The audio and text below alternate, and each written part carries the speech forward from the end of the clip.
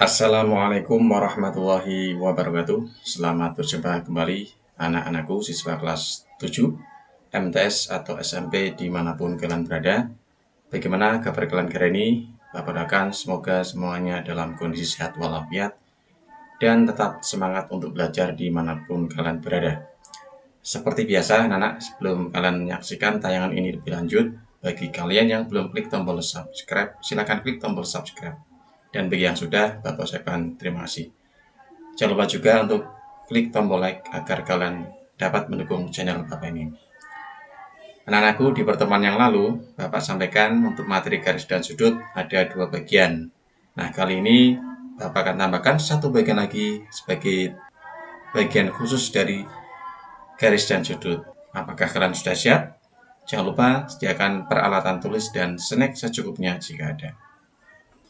Adapun tujuan pembelajaran pada pertemuan kali ini, yang pertama kalian dapat melukis sudut 60 derajat, yang kedua dapat melukis sudut 90 derajat, dan yang ketiga kalian dapat membagi sudut menjadi 2 bagian sama besar.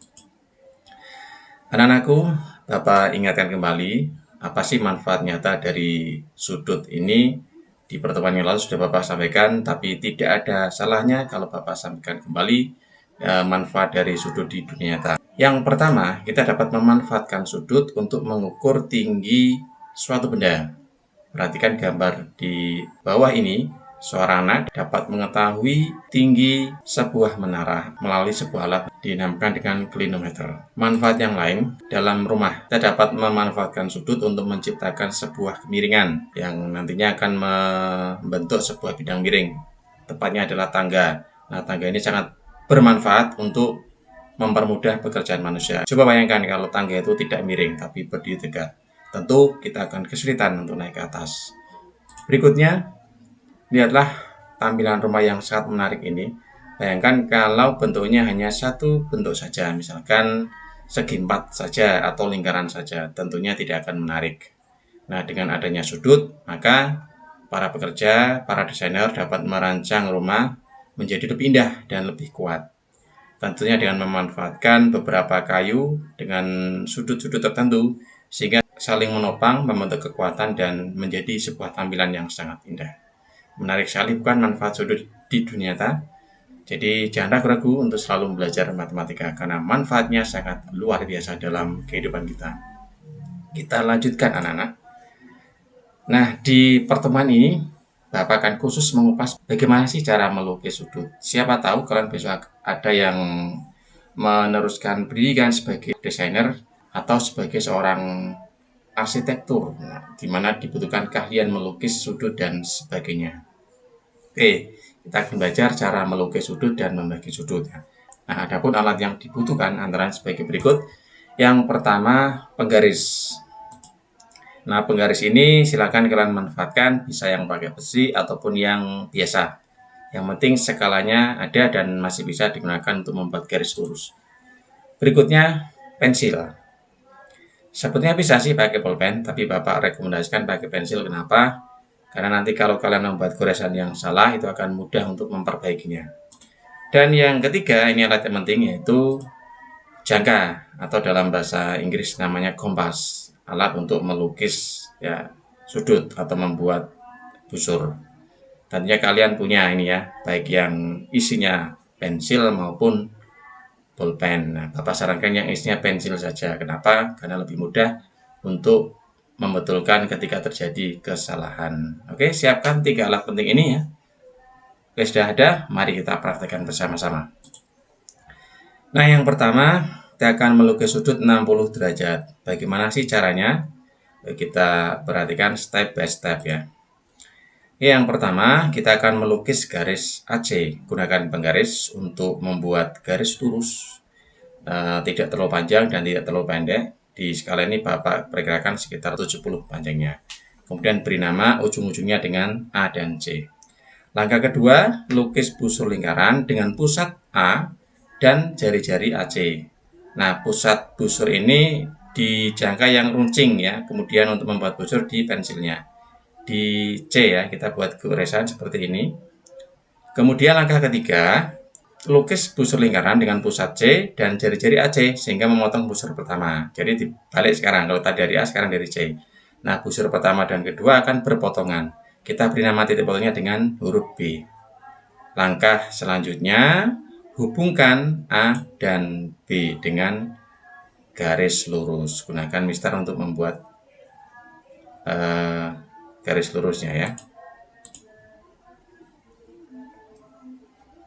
Nah, sekarang sudah terbentuk sudut 60 derajat, yaitu sudut BAC 60 derajat. Bagaimana anak-anak? Bisa kan? Saya yakin kalian pasti bisa. Oke, kita lanjutkan. Sekarang bagaimana cara melukis sudut 90 derajat? Mari kita perhatikan panduan berikut step by step. Yang pertama, kita akan melukis garis KL. Gunakan penggaris untuk membuat garis lurus, panjangnya sedang saja ya. Di penggaris ini Bapak gunakan skala 0 sampai 10, kemudian namakan garis tersebut dengan K dan L. L-nya agak ke bawah sedikit ya, karena nanti ada maksudnya nanti. Kemudian langkah yang kedua, lukis busur lingkaran dengan pusat L dan jari-jari LK. Nah, sehingga memotong perpanjangan garis KL di titik K aksen. Jadi garis KL-nya kita perpanjang sehingga memotong busur yang pertama tadi. Kita beri nama titik potongnya dengan K aksen. Oke, langkah ketiga, lukis busur lingkaran dengan pusat K sekarang dan jari-jari lebih dari panjangnya KL. Nah, ini kita melarang sedikit ya jaganya, panjangnya lebih dari KL. Buat goresan seperti itu. Kemudian langkah berikutnya, lukis busur lingkaran dengan pusat K aksen dan jari-jari sama dengan langkah nomor 3 sehingga kedua busur berpotongan dan kita beri nama titik potongnya dengan titik M. Langkah kelima, kita akan menghubungkan titik L dengan titik M dengan penggaris. Nah, sekarang terbentuk sudut KLM ya. Berapa besarnya? Kalau kita hitung dengan busur derajat itu 90 derajat atau sudut siku-siku. Bagaimana anak-anak? Bisa diperhatikan? Kalau bingung putar ulang tayangan ini ya. Kita teruskan ke bagian berikutnya ya. Bagaimana membagi sudut sekarang menjadi dua bagian sama besar. Oke, yang pertama, lukislah sudut RPG. Ini Bapak lukis satu garis dulu mendatar dengan penggaris. Kemudian ciptakan garis lain sehingga membentuk sudut dengan garis yang pertama. Ini bebas ya besarnya, tidak Bapak tentukan berapa. Nah, kemudian kita beri nama kaki-kaki sudutnya R, P, dan Q. Titik sudutnya di P. Sudut RPG sudah terbentuk. Langkah kedua, lukis busur lingkaran dengan pusat P dan jari-jari kurang dari panjang PQ. Jangan sampai melebihi atau sama dengan kurang dari ya. Dan kita goreskan di kedua kaki sudut sehingga memotong kaki PQ dan kaki PR. Kita beri nama di PQ dengan S dan di kaki PR dengan nama T. Langkah ketiga, lukis busur lingkaran dengan pusat titik S sekarang dan titik T ya, sehingga keduanya berpotongan di U. Kita buat busur lingkaran dari S dan T ini jari-jarinya sama. Dari S dan T sehingga kedua busur itu berpotongan. Kita beri nama titik potongnya dengan U. Ya.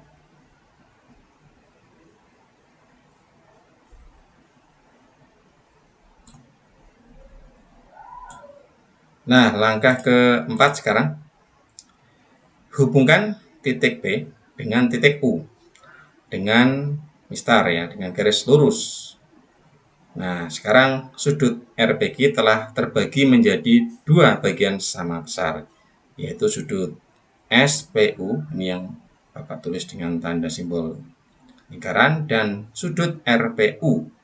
Nah, ini besarnya kalau kita ukur dengan busur derajat sama ya, maka Bapak berikan simbol yang sama nih, bulat-bulat ya.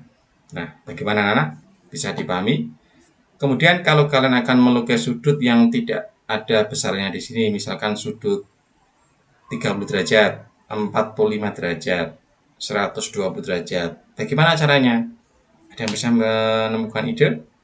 Nah, kita manfaatkan dari 3 bagian tadi. Kalau misalkan kita akan melukis sudut 30 derajat, lukis saja yang pertama sudut 60 derajat dulu. Setelah itu bagi sudut tersebut menjadi 2 bagian sama besar, maka akan terbentuk sudut 30 derajat. Ya. Kemudian kalau akan melukis sudut 45 derajat, bagaimana caranya? Nah, sama dengan tadi ya, kita manfaatkan sudut lain dulu yang bisa dibagi menjadi 2 sehingga menjadi 45, yaitu sudut 90 derajat atau siku-siku. Kalian lukis dulu sudut 90 derajat, setelah itu bagi menjadi 2 bagian sama besar sehingga tercipta nanti sudut 45 derajat. Nah, kalau 120 bagaimana, Pak?